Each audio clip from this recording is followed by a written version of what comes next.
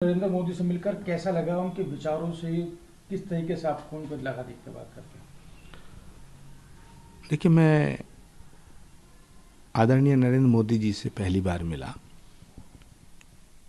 और मुझे ये कहने में कतई संकोच नहीं है कि प्रधानमंत्री जी के ऊपर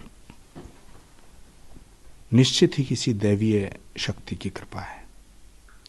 जो अनुभूति मुझे उनसे मिलकर हुई है, उसके बाद मैं ये कह सकता हूं कि वो एक दैवीय शक्ति के प्रतीक है। उस एहसास को मैं शब्दों में बयान नहीं कर सकता हूं। उस एहसास को शब्दों में परिभाषित नहीं किया जा सकता है। गुरुजी, आपकी पहचान एक कांग्रेसी नेता के तौर पर होती है, किस तरीके से देखते हैं आपको उसको फील्ड पर? मेरी पहचान सनातन के सेवक के रूप में है।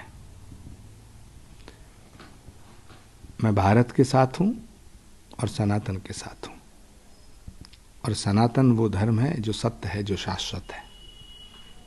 कल आपकी मुलाकात प्रधानमंत्री जी से हुई, क्या कहेंगे उस पर? श्री कल्की धाम के शिलान्यास समारोह का निमंत्रण देने में माननीय प्रधानमंत्री जी को गया था। मुझे खुशी है और मैं उनका आभार व्यक्त करता हूं कि भारत के यशस्वी प्रधानमंत्री आदरणीय श्री नरेंद्र भाई मोदी जी ने मेरे निमंत्रण को स्वीकार किया। श्री कल्की धाम के करोड़ों भक्त बहुत खुश हैं। सनातन धर्म को मानने वाले करोड़ों लोगों की ये भावना थी कि जिस तरह अयोध्या में श्री राम के मंदिर का काज नरेंद्र मोदी जी के करकमलों द्वारा हुआ है, उसी तरह भगवान के होने वाले अवतार श्री कल्की नारायण भगवान के श्री कल्की धाम के निर्माण के सभी कार्य प्रधानमंत्री जी के हाथों से किए जाएं, करवाए जाएं। करोड़ों भक्तों की भावनाओं का सम्मान करते हुए प्रधानमंत्री जी ने इस निमंत्रण को स्वीकार किया है। इसके लिए हम उनके आभारी हैं, हम उन्हें साधुवाद देते हैं। कल एक सोशल मीडिया पर एक वायरल भी हो रहा था कुछ पोस्ट टाइप की कि आपको कांग्रेस से बर्खास्त कर दिया गया, निकाल दिया गया। ये सवाल तो कांग्रेस से पूछो। लेकिन सर, आप इतने पुराने कांग्रेस नेता हैं और इस तरीके की ट्वीट आना, उसके बाद फिर उनकी तरफ से कोई रिएक्शन ना आना। मुझे इस पे कुछ नहीं कहना है। ये फैसला कांग्रेस को करना है, ये फैसला कांग्रेस नेतृत्व को करना है। कुछ लोग सर ये भी कह रहे हैं कि ये आने वाला भविष्य दिख रहा है कि जब आप प्रधानमंत्री से मुलाकात कर रहे हैं, पहली बार आप लोगों ने मुलाकात की है, कहीं ऐसा तो नहीं कि आप कहीं चुनाव को देखते हुए भी मुलाकात करने जा रहे हैं? भारत के प्रधानमंत्री जी से मिलना कोई गुनाह नहीं है।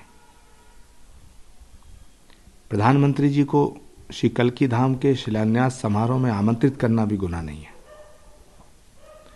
और यदि ये गुनाह है तो मैं इस गुनाह की सजा भुगतने के लिए तैयार हूं। राहुल गांधी जी की यात्रा भी चल रही है, वहां से भी पश्चिम बंगाल में गठबंधन अभी साफ नहीं दिख रहा है, तो किस तरीके से देखते हैं इसको? आपकी आने वाले चुनाव में गठबंधन किस तरीके से काम करेगा चुनाव में?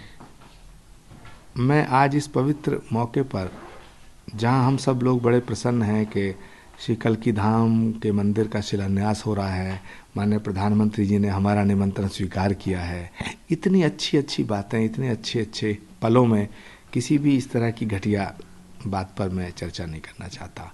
जहां तक रहा गठबंधन का सवाल, तो उसका तो अंतिम संस्कार नीतीश कुमार ने पहले ही कर दिया।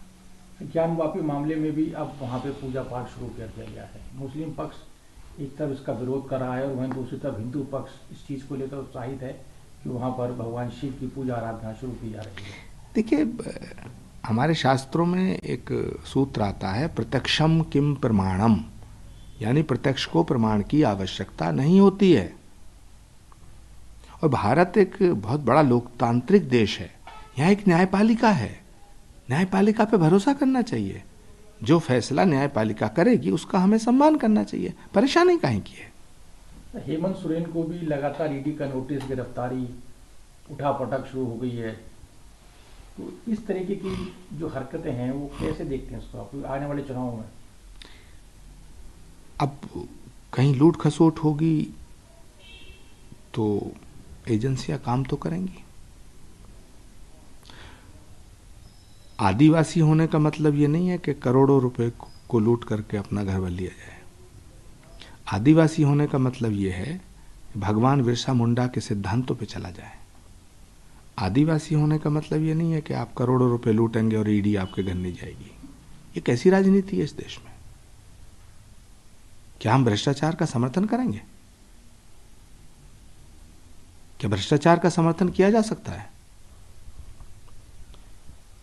तो आप मानते हैं कि सही कदम ईडी का कि उनकी गिरफ्तारी को लेकर, और सरकार भी वहां बदलने जा रही है? मैं ये नहीं कहता ईडी सही है ईडी गलत है। मैं कहना चाहता हूं भ्रष्टाचार करना गलत है। और इस देश में अदालत है, कोर्ट है, न्यायपालिका है, उस पर फेथ कीजिएगा, उसका सम्मान कीजिएगा, भरोसा रखिएगा। अगर आप निर्दोष होंगे तो आप छूट जाएंगे। इसमें इतने हाय तौबा करने की क्या जरूरत है? लेकिन खामोखा जरा जरा सी बातों पे नरेंद्र मोदी को कोसते रहो, जरा जरा सी बातों पे ईडी को कोसो, जरा जरा सी बातों पे सीबीआई को कोसो। देश की एजेंसियों को क्यों कोसते हो भाई? राहुल गांधी जी को भी इंट्रोगेट किया था ईडी ने, सोनिया जी को भी इंट्रोगेट किया था। तो इसमें कौन सी आफत आ जाएगी? है? आप सामना करें, जांच का मुकाबला करें, दूध का दूध पानी का पानी हो जाएगा। इस रोने धोने से क्या होगा? देश की जनता को बताएं कि आपने कुछ गलत नहीं किया तो आपको अदालत बरी करेगी, और अगर आपने लूट खसोट की है तो आप जेल में जाइए।